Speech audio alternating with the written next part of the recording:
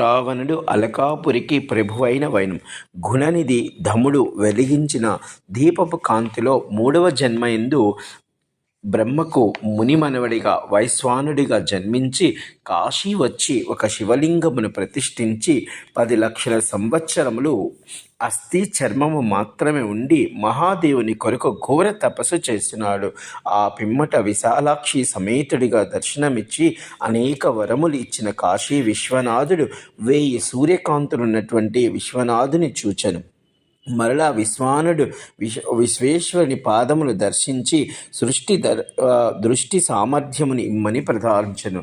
విశ్వనాథునికి కలిగిన ఉమాదేవుని చూచి ఆమె సౌభాగ్యమునకు తపస్సుకు అసూయ చెంది మాటి మాటికి వామనేత్రముతో దేవిని క్రూరముగా చూచెను.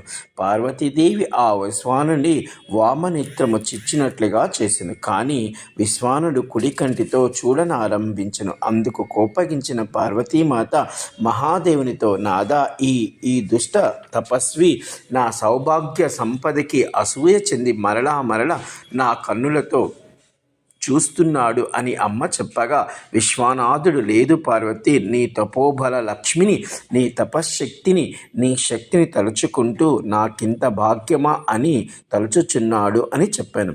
అప్పుడు విశ్వనాథుడు పార్వతీమాత వచ్చ నీ తపస్సుకు సంతోషించి ఇంతిమి అని చెప్పాను.